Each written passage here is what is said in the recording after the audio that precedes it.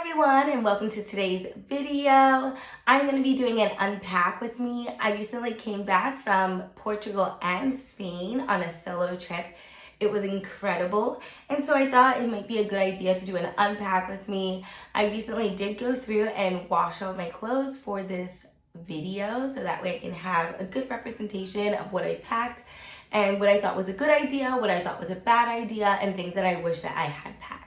I travel with 2 bags. The first is my personal item, and the second is my Osprey Porter 46. I'll get into this one a little bit later because this is a larger bag. So let's start first with my carry-on, like my day pack.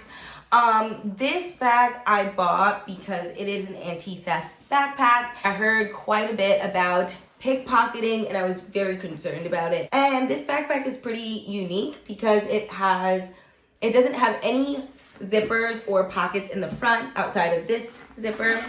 However, I only kept maybe things like hand sanitizer in here. I didn't keep anything of value in this particular pocket. Now, when you turn the bag around, there's one large main compartment here, and then there is also one compartment right here. This quickly became my favorite.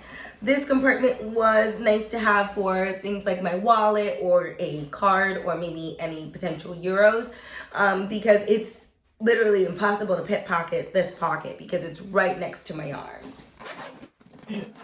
I carried my laptop in this pocket, and then I also carried a compression packing cube with all of my wires and any important technical things. So I always carry with me my phone charger and my watch charger, and I also typically do carry an adapter in this pocket in this bag as well. However, right now it seems that I've unpacked it.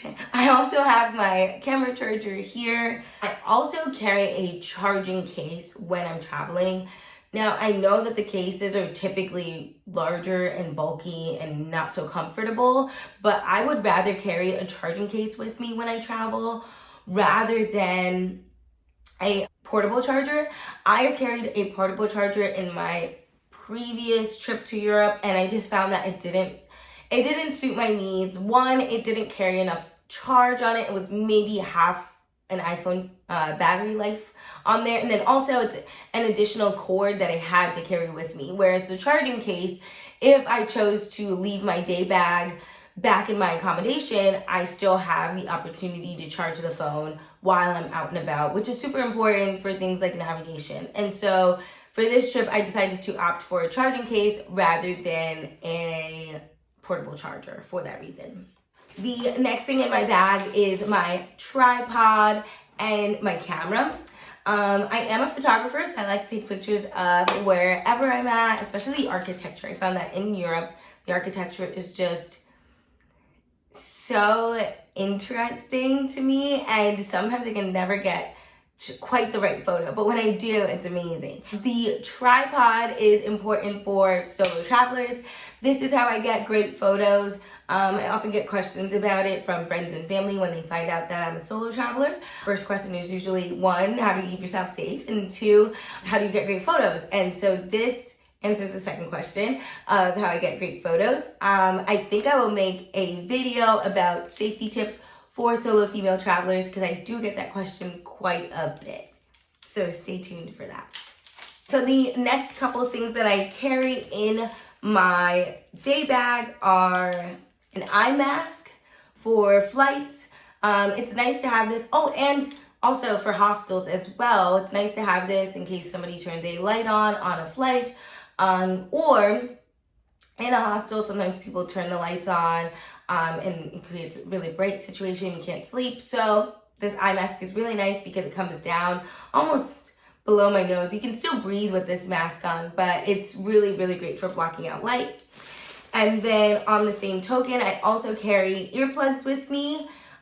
These earplugs are great in case, someone's being loud on a flight or again, in a hostel. You can't control other people, and you can only control your own feelings and accommodations in your own comfort. And so carrying those two things with me helps me to get a better night's rest. I mean, I don't really sleep on flights, but you know, it helps. Speaking of flights, I carry a pack of gum with me for takeoff and landing. I hate the stuffy ear feeling after takeoff and landing. And so the pack of gum really helps to combat that so I don't have that feeling.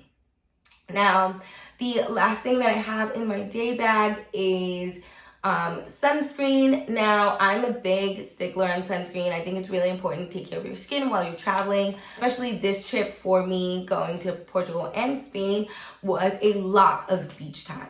A lot. And so I needed some sort of sunscreen. I carried sunscreen lotion as well, but this was nice to go straight over if I was wearing any makeup, which we'll get into a little bit later in the video.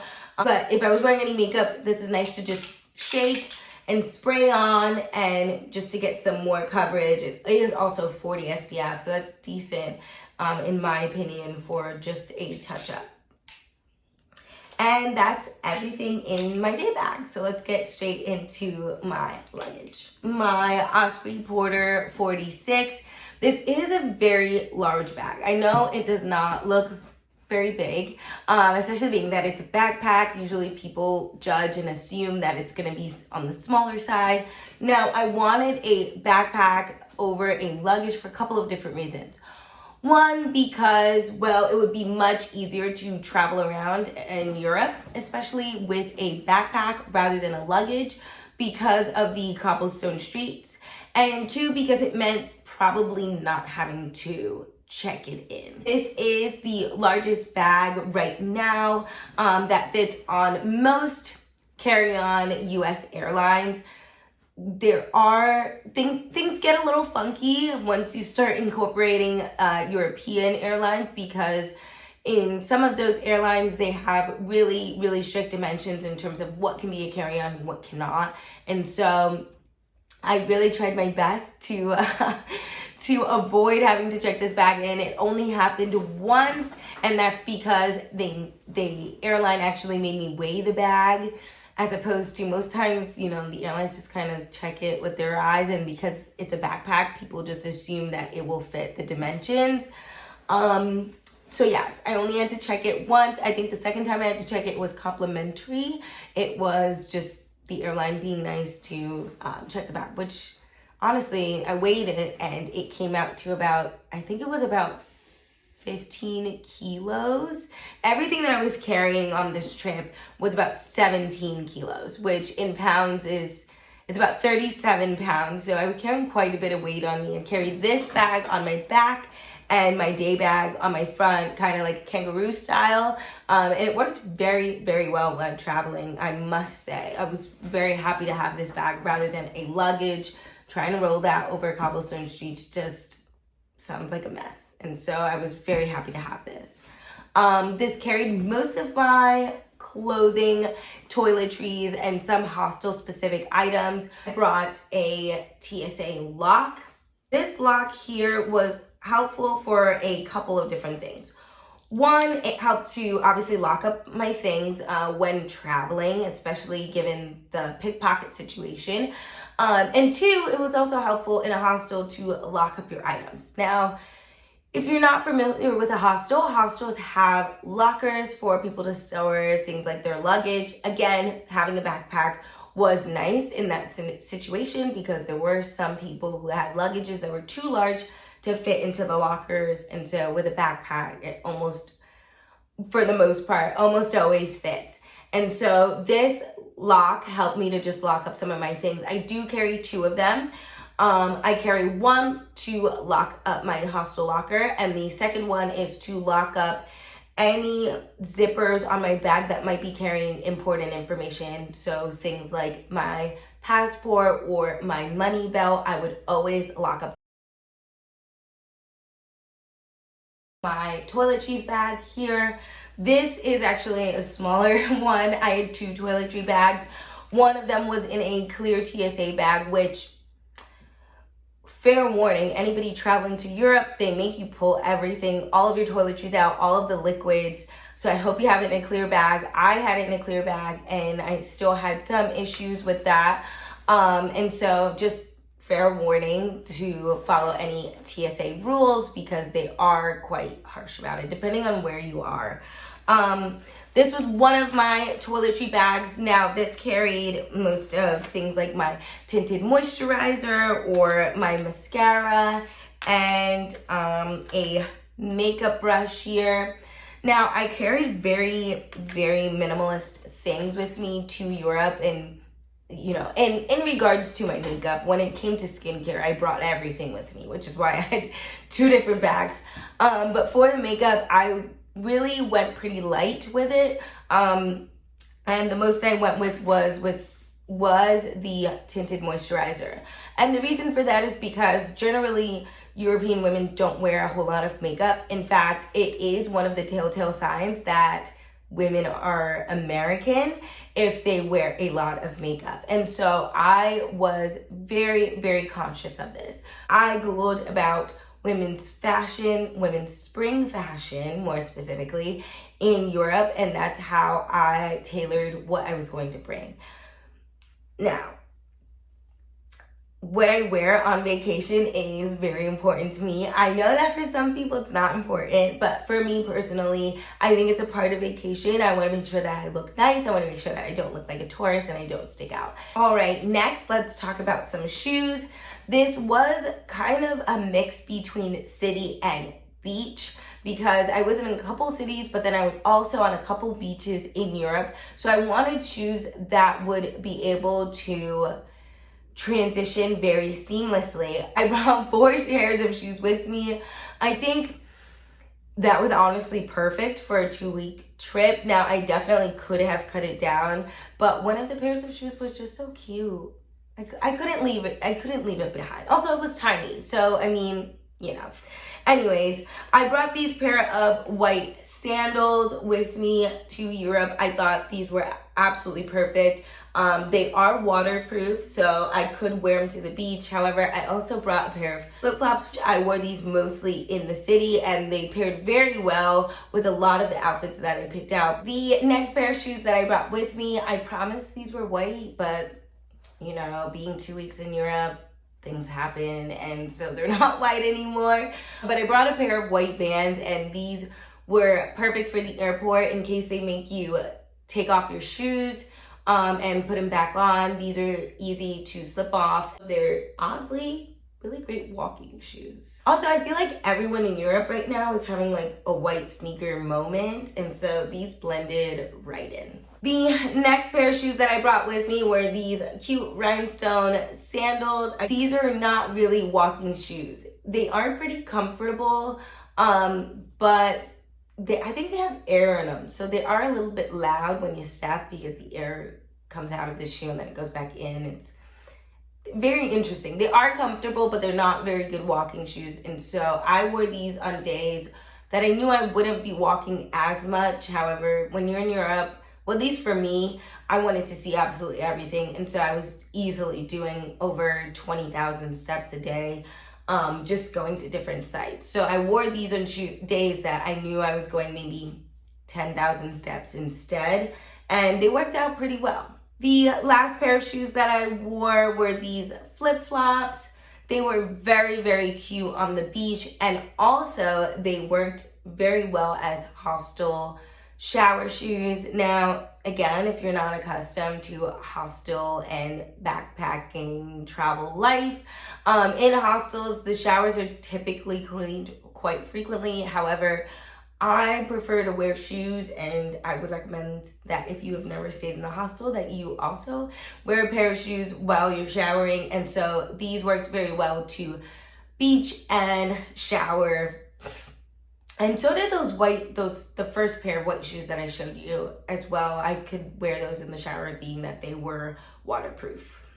And that's it for all my shoes. Okay, so now we're gonna get into the meat and potatoes of today's video, which is the outfits that I planned to wear in Europe. Now, I packed them all in these compression cubes here. I only packed 2, surprisingly, compression cubes, and all of my clothing managed to fit in here, which again was about nearly 30 pounds of clothing. And I packed 2 of them, a smaller one and a larger one. In the smaller one, I put things like my tops, my undergarments, and then in the larger packing cube, I put my dresses and my pants in there. And the whole purpose of the packing cubes is this one is a compression packing cube. So it helps to smush all of your clothes down and make them smaller so you can pack more clothes, which is probably why I was able to fit so much stuff in my bag.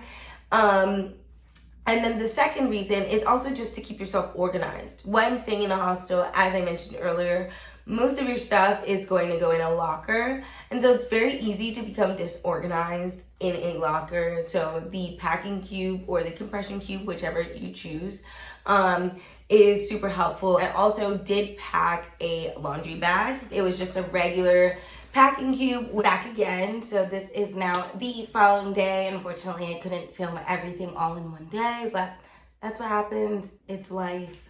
But let's move on to the actual clothing part of my luggage.